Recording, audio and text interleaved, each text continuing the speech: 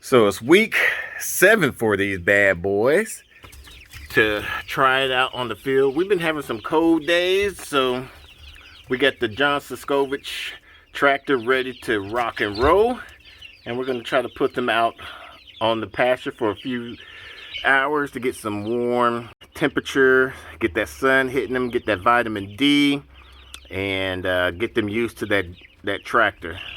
All right, so we're trying out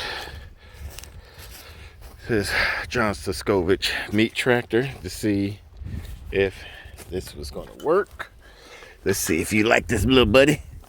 So let's do this one by one to see how this would go. This is one of the runts. Look how small she is. So small.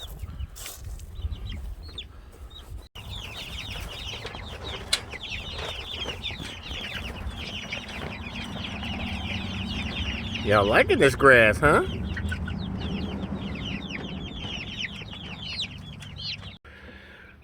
So we brought these 4 runts back over here. They were being very lethargic, and so we decided to just keep them over here, keep them from getting stepped on and stuff. Might just go ahead and let's put them underneath the, yeah, go over there, buddy. I wish that we could like put them in with them, but yeah, because comparing to these, these are 3 weeks old, those are 7 weeks old, and they're a lot bigger than this one. Look at Captain Jack. I feel like if we put them in with them, that these ones would beat them up.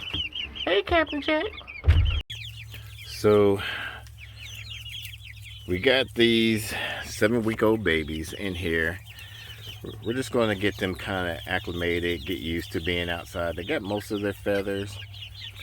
Lesson learned from us. Next time we're going to get them during the springtime for the state of Texas. 7B.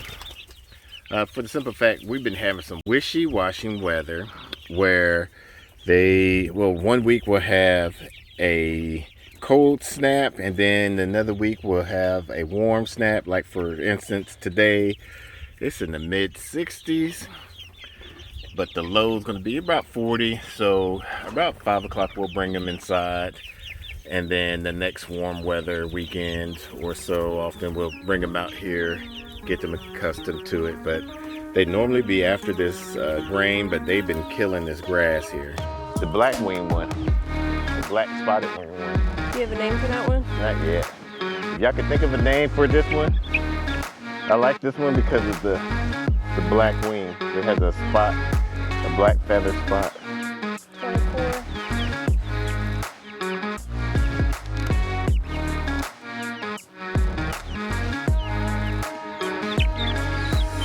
Trying to go somewhere? I think we have a lot of roosters. 25.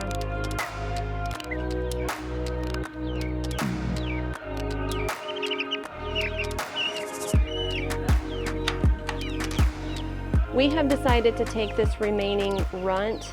We had 4, 3 of them have died. This one is thriving. It has a lot of energy. We're not comfortable putting it out with the other birds on the grass. It's been out there, but it's affecting how high we can put the water and the food. So we're gonna put this little guy, who is at what, 8 weeks? 8 weeks today. Yeah, in with these guys that are 4 weeks old, and he's still small. Smaller than the 4 weeks. Yeah, he's the runt with this group. I don't know what else to do with him, but they seem to be getting along. So we just had our little feisty naked neck get out of our pen here, so she's on timeout.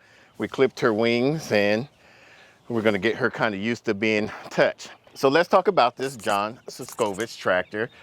We got our American Breeze chickens on there. This is week 8 with them. This is their full week now that they've been getting used to being on the grass. Let's talk about some of the modifications that have done to the John Suscovick. So on his plans, he calls for a a larger tarp than what it required on here. So what we did to kind of modify that, this is just our test piece. We're going to see what we do and don't like about this as it goes on. We're going to try to build a lighter one for Mrs. Naked Gardener because it's kind of a little bit heavy for her to move. We put these clips on here so like if it's too windy, if it's rainy, whatever the season may be, if it gets too hot, we could remove the tarp back or forth on there, allow them to get some type of sun. And we did that on both ends to Yes. give us the option because we have this facing east and west, and in the morning the sun starts off on that side. And then slowly goes on. Like right now it's about 1:30, almost 2 o'clock, and the sun's right here. So we keep most of this side open up for them. And they'll be huddled up around here sometimes and just collecting some of the sun rays. We saw a lot of people that was doing his videos.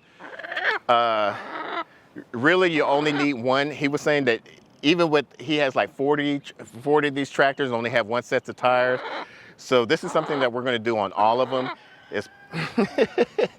is put a place for the wheels on there. So whichever one we move last, we'll be able to put the wheels on the back of it.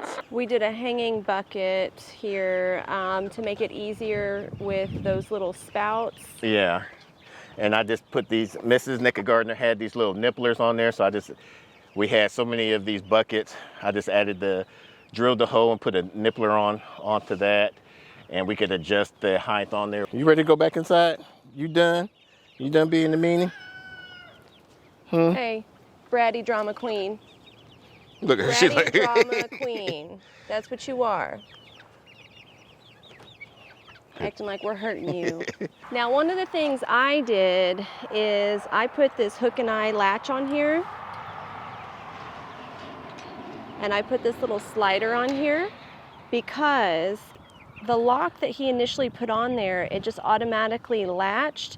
And if you went inside, it locked you in, which would not be a good thing because I'm by myself during the day. So I have it to where there's a hook and eye on the inside so that if I'm doing stuff on the inside with the birds, I can secure the door. Yeah, because we don't want to be like Life on Beagle Road where they get stuck in their little chicken coop. He thought it was really funny when he happened upon me locked in here, and then I made sure to lock him in here. Another thing that I did, and I did it by mistake, was I didn't want to do any lap joints like the plans initially called for. So I did pocket holes, screws for all of these joints to kind of give it a nice, rigid, firm structure on here. And doing that, I forgot to take off the measurements for the lap joints. So it's kind of a little bit taller, which I don't mind on this. It just, when we added the fabric cloth on here, we had to go with a taller fabric cloth for the sides on here. Now, what I like about it being high like that is I plan on putting some roosting bars. Like I want to put one high here in the corner, like a little shorter one, and then a longer one on the bottom corners. And probably all four corners so that they have a place to kind of like jump up and be entertained. Yeah, I might just do going across through here. You want to do just one long piece going across through here? Yeah, that would be good. Just on one side, so long as we have like a walking area. Yeah. And it'll be about 12 inches away from the side here. So, and with this being, I think 10 to 11 feet long, with 30 of the birds in here, they'll give them decent enough spaces. If they're still fighting over it, I'll put another one going across through here. They're entertaining themselves, like climbing on the little food. Yeah. Thing. And that's one of the reasons that we actually moved that runt with the other group, is that it was affecting our ability to gauge how high to put things for it to be able to drink and then still accommodate these birds. Yeah, because this is the perfect height right now, and it's good that we can adjust it. We can lower and raise it, but we got it right now the perfect height. I'm thinking about after today, we'll start putting the fermented feed in here instead of just dry food. Yeah, they're getting fermented feed half of the time as it stands right now. Yeah, so. once they go in the brooder box, they get the fermented feed in a trough similar to like this. One thing that we did prior to moving them out here was took the remaining half of this and put it in their brooder box with a stand on them, so they kind of get them used to feeding out of this, and it's been working pretty well. I like it. It's a great use of free material. Yeah, so it's just basically the other half of this side that I cut down the middle of here. So now, something you did unique on this is you did these wooden blocks. Like you took a circle cutout and you fit it in there. Yeah. Just like that, so you could do that eye hook on there. Yeah. I thought that was a great idea. Yeah. Now, if I know there's some other people that have done this or probably even thinking about doing something similar of the John Suscovick, he's known to build, this is called stress-free meat tractors for chickens. Now, I will say what was stressful was bending. Yes.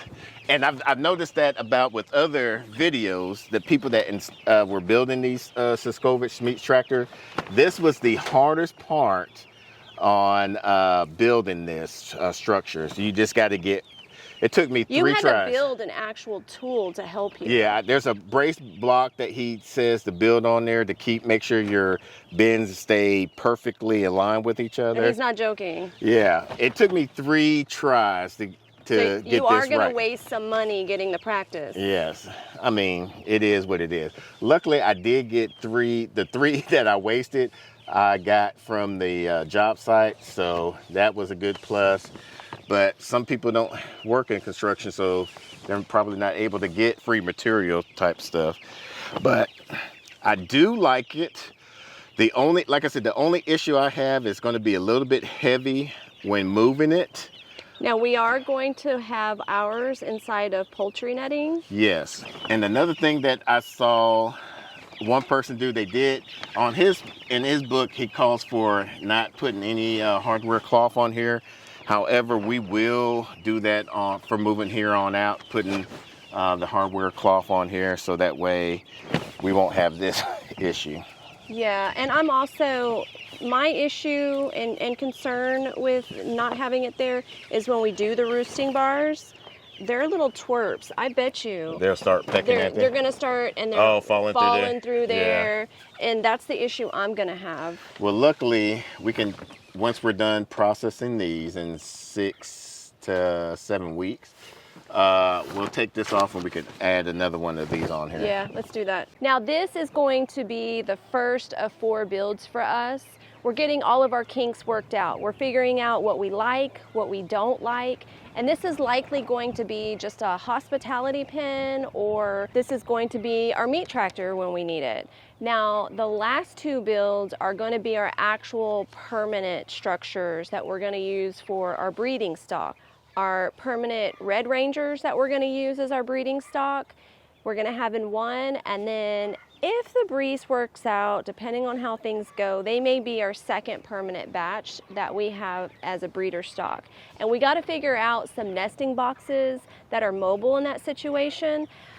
I was telling Sid that after seeing this, seeing how it is, seeing how there's such great aerial predator protection after what we've gone through, that I actually prefer this kind of build because I don't have to spray it out or anything. I'm just moving it across the ground, which works out best for me. There's a lot of maintenance with the Justin Road one in spraying it out, and I know we could have picked better flooring to make that better, but I really like this natural grass situation because we have learned that we don't have much of a ground predator.